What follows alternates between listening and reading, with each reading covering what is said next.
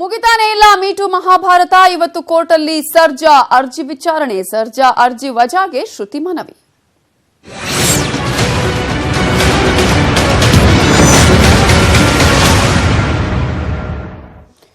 ನಟ ಅರ್ಜುನ್ ಸರ್ಜಾಗೆ ನೋಟಿಸ್ ಅನ್ನು ಈಗಾಗಲೇ ಜಾರಿ ಮಾಡಲಾಗಿದೆ. ರಾಜ್ಯ ಮಹಿಳಾ ಆಯೋಗ ನೋಟಿಸ್ ಅನ್ನು ನೀಡಿದ್ದು ವಿಚಾರಣೆಗೆ ಹಾಜರಾಗಬೇಕು ಅಂತ ಹೇಳಿ ನೋಟಿಸ್ ಅನ್ನು ನಟ ಅರ್ಜುನ್ ಸರ್ಜಾಗೆ ನೀಡಿದೆ.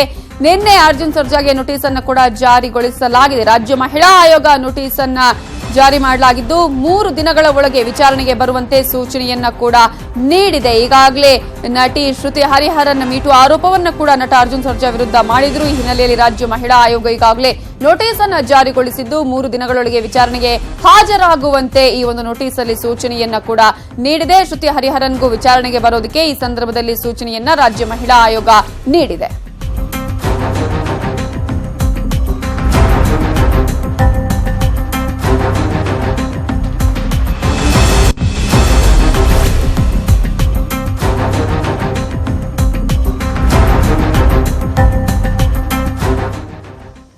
ಶ್ರುತಿ ಹರಿಹರನ್ ವಿರುದ್ಧ ಮಾನನಷ್ಟ ಮೊಕದ್ದಮೆ ಹಿನ್ನೆಲೆಯಲ್ಲಿ 22ನೇ ಸಿವಿಲ್ ನ್ಯಾಯಾಲಯದಲ್ಲಿ ಇವತ್ತು ವಿಚಾರಣೆ ಕೂಡ ನಡೆಯುತ್ತೆ. ನಿನ್ನೆ ವಿಚಾರಣೆಯನ್ನ ಮುಂದೂಡಿತ್ತು 22ನೇ ಸಿವಿಲ್ ಕೋರ್ಟ್. ಈ ಹಿನ್ನೆಲೆಯಲ್ಲಿ ಇವತ್ತು ಅರ್ಜಿಯ ವಿಚಾರಣೆಯನ್ನ ಕೂಡ 22ನೇ ಸಿವಿಲ್ ನ್ಯಾಯಾಲಯದಲ್ಲಿ ನಡೆಸಲಾಗುತ್ತೆ.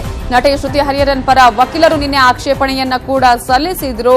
ಈ ಹಿನ್ನೆಲೆಯಲ್ಲಿ ಸರ್ಜಾ ಅರ್ಜಿಗೆ ಆಕ್ಷೇಪಣೆಯನ್ನ ಸಲ್ಲಿಸಿದಂತಹ ಶ್ರುತಿ ಪರ ವಕೀಲರಿಗೆ ಇವತ್ತು ಕೂಡ ವಿಚಾರಣೆಗೆ ಹಾಜರಾಗೋದಕ್ಕೆ ಹೇಳಲಾಗಿತ್ತು. ಜೊತೆಗೆ ವಿಚಾರಣೆಯನ್ನ ಇವತ್ತಿಗೆ ಮುಂದೂಡಿತ್ತು ಸಿಟಿ ಸಿವಿಲ್ ಕೋರ್ಟ್. ಈ ಹಿನ್ನೆಲೆಯಲ್ಲಿ ಇವತ್ತು ಅರ್ಜಿಯ ವಿಚಾರಣೆ ನಡೆಯಲಿದೆ.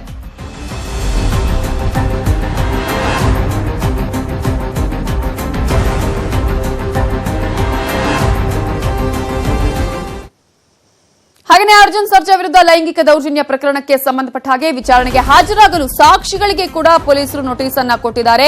5 ಸಾಕ್ಷಿಗಳಿಗೂ ಕೂಡ ವಿಚಾರಣೆಗೆ ನೀವು ಹಾಜರಾಗಬೇಕು ಅನ್ನುವಂತಹ ಸೂಚನೆಯನ್ನ ಈಗಾಗಲೇ ಪೊಲೀಸರು ನೀಡಿದ್ದು, ಶ್ರುತಿ ಹರಿಹರನ್ 5 ಸಾಕ್ಷಿಗಳನ್ನ ಕೂಡ ತನ್ನ ದೂರಿನಲ್ಲಿ ಕೊಟ್ಟಿದ್ರು. ಕಬ್ಬನ್ ಪಾರ್ಕ್ ಪೊಲೀಸರು ಈಗಾಗಲೇ ನೋಟಿಸ್ ಅನ್ನ ಕೂಡ ಜಾರಿಗೊಳಿಸಿದ್ದಾರೆ. ಕಿರಣ್ ಮತ್ತು ಬೋರೇಗೌಡಗೆ ನಿನ್ನೆ ಹಾಜರಾಗೋದಕ್ಕೆ ಸೂಚನೆಯನ್ನ ಕೊಟ್ಟರು ಕೂಡ ಕಿರಣ್ ಮತ್ತು ಬೋರೇಗೌಡ ವಿಚಾರಣೆಗೆ ಹಾಜರಾಗಲಿಲ್ಲ. ಅದರ ಜೊತೆಗೆ ಈಗಾಗಲೇ 5 ಕೂಡ ನೋಟಿಸ್ ಅನ್ನ ಜಾರಿಗೊಳಿಸಿದ್ದಾರೆ. ಇನ್ನು ಸಂಬಂಧಿಯ ಮದುವೆ ಹಿನ್ನೆಲೆಯಲ್ಲಿ ವಿಚಾರಣೆಗೆ ಬೋರೇಗೌಡ ಚಕ್ಕರ್ ಹಾಕಿರೋದು, ಹೊರ ರಾಜ್ಯಕ್ಕೆ ಹೋಗಿರೋದ್ರಿಂದ ಕಿರಣ್ ಗೈರು ಹಾಜರಾಗಿದ್ದು, ಇವತ್ತು 2 ಸಾಕ್ಷಿಗಳು ಕೂಡ ಠಾಣೆಗೆ ಭೇಟಿ ಕೊಟ್ಟು ವಿಚಾರಣೆಯನ್ನು ಎದುರಿಸುವಂತಹ ಸಾಧ್ಯತೆ ಇದೆ. ಜೊತೆಗೆ ಉಳಿದ 3 ಸಾಕ್ಷಿಗಳು ಕೂಡ ನಾಳೆ ವಿಚಾರಣೆಗೆ ಹಾಜರಾಗುವ ಸಾಧ್ಯತೆ ಇದ್ದು, ಸಾಕ್ಷಿಗಳ ಹೇಳಿಕೆಯ ಮೇಲೆ ನಿಂತಿದೆ ಅರ್ಜುನ್ ಸರ್ಜಾ ಅವರ ಭವಿಷ್ಯ. 5 ಸಾಕ್ಷಿಗಳು ಯಾವ ರೀತಿಯಾಗಿ ಸಾಕ್ಷ್ಯವನ್ನ ಹೇಳ್ತಾರೆ, ವಿಚಾರಣೆಯ ಸಂದರ್ಭದಲ್ಲಿ ಏನೆಲ್ಲ ಹೇಳಿಕೆಗಳನ್ನ ಕೊಡ್ತಾರೆ ಅನ್ನೋದು ಸಾಕಷ್ಟು ಇಂಪಾರ್ಟೆಂಟ್ ಆಗಿದೆ. ಸೊ ಅರ್ಜುನ್ ಸರ್ಜಾ ಅವರ ಭವಿಷ್ಯ ಈ ಒಂದು ಸಾಕ್ಷಿಗಳ ಹೇಳಿಕೆಯ ಮೇಲೆ ನಿಂತಿದೆ.